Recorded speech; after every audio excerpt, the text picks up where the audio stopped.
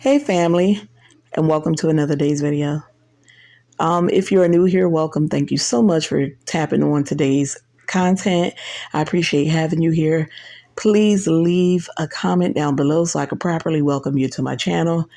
And by all means, share my channel out with your family and friends, as well as on your other social media platform. For all my returning family members, thank you so much for reporting here yet again. If you are new, I am a full-time grandma raising my grandsons. And this is Grandma Does It All.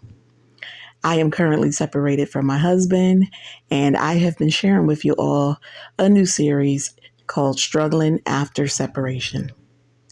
Today, we're going to go ahead and get into this content as we are coming closer to the actual date of our separation.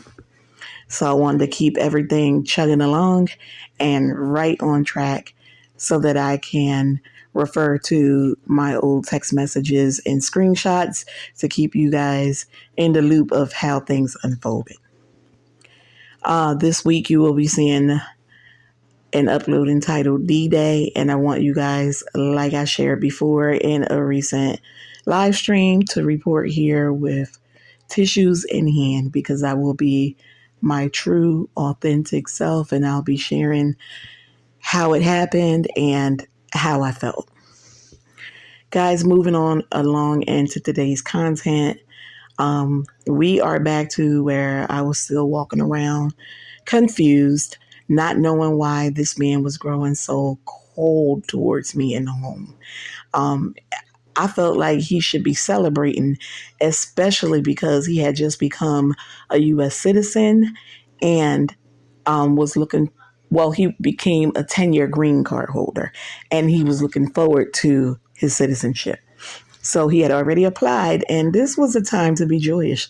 This was a time to be happy. And if you go back on my other channel, which is the Chandler Crew, you can see that I uploaded in real time when he received that 10 years green card in the mail.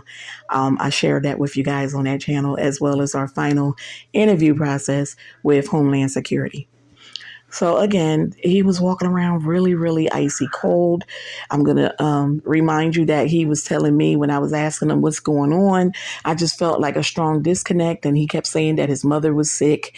Her health was steadily declining. And then also he was dealing with the fact that his sister was living with my brother-in-law and his wife in another state, and that they were not treating her good. So there was a lot of things going on. And again, I'd never seen him go through something like this. So this was all new for me to watch. So what I did, as I shared with you in the past, and this is just for anyone who's new on the channel today, I kind of kept myself and my grandchildren like away so that he can go through whatever grieving he needed to go through.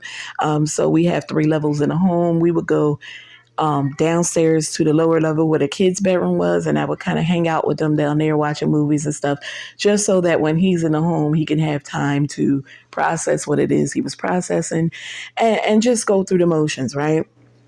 But at this time also, he was spending less and less time in the home. I will remind you now that I said he was working at a local Walmart, and he would report for work that in the morning at 4:30 a.m. He would get off about 2:30 p.m.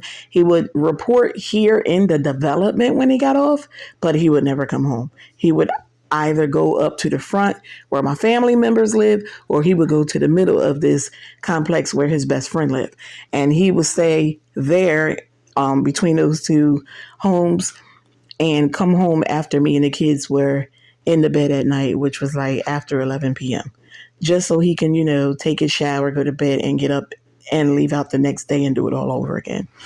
So again, I was reaching out to him more through text messages and phone calls whenever I felt like he was on break at work, for everything basically, because I never really was laying eyes on him because he was going through this period and I was giving him space. So, but as a woman, you know when there's a strong disconnect, and that's not to say that men don't realize it either, but women notice things way more sooner because we're so in tune with everything when it comes to being in a relationship, right? We take on that mother hen type role. So you're doing everything for your partner, where a man takes like a more laid back approach. So it might take them a little longer before they catch on to a disconnect. But again, I'm not discrediting anyone's knowledge of acknowledging a disconnect in their relationship. So again, he was growing colder and colder. And I noticed now that I look back, that was when my family members were calling me way more. And I told you they would be like, where is he at? He ain't around today. And, they would cut this little joke like, oh, he's over in, it's a local town that he always hung in.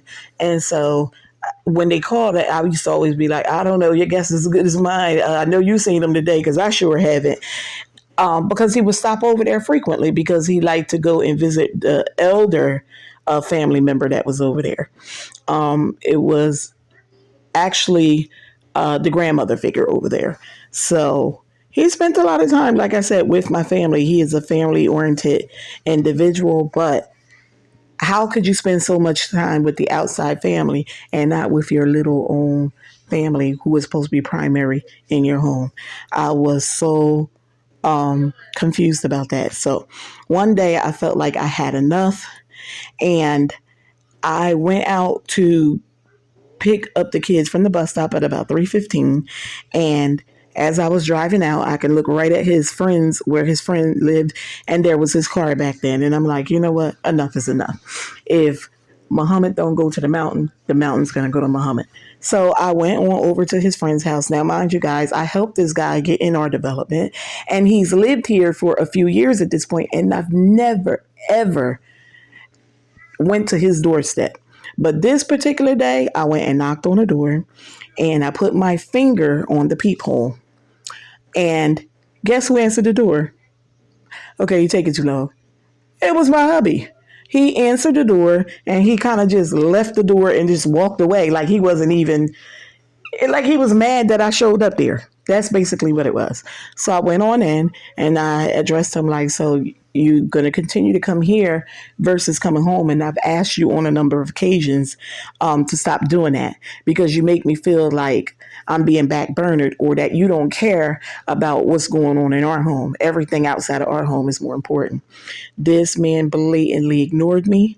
And his friend was like, your wife is speaking to you. My brother, your wife is speaking to you. Turn around and speak to your wife. And he went out of his way to act a plumb fool. He got up, grabbed his keys in his coat, and he left me there, left me standing there with his best friend. Obviously, he's like, oh, he's going through a lot. I said, I'm tired of y'all telling me stuff like that.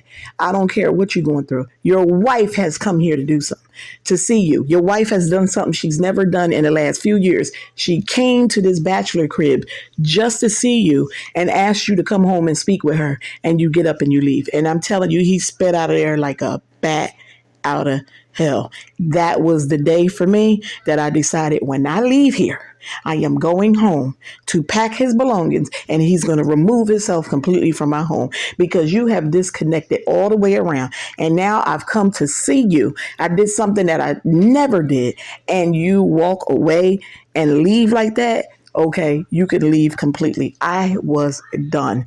I was in my emotions and everything because I felt like such a fool in that moment. You got up and left me in your friend's house because you were aggravated because I showed up. Sure, you're right. So that's when things took a turn for the worse. That's when I told you guys, he kept saying that I watched him come in and collect his belongings and go up and down the steps 8 times. 8 times. She watched me go up and down the steps 8 times, and she never tried to stop me. No, I didn't try to stop you because I tried to stop you around the corner. You didn't want to be stopped. You wanted to keep on going because you had them all up in your ears and guiding you. So let's go. It's on now.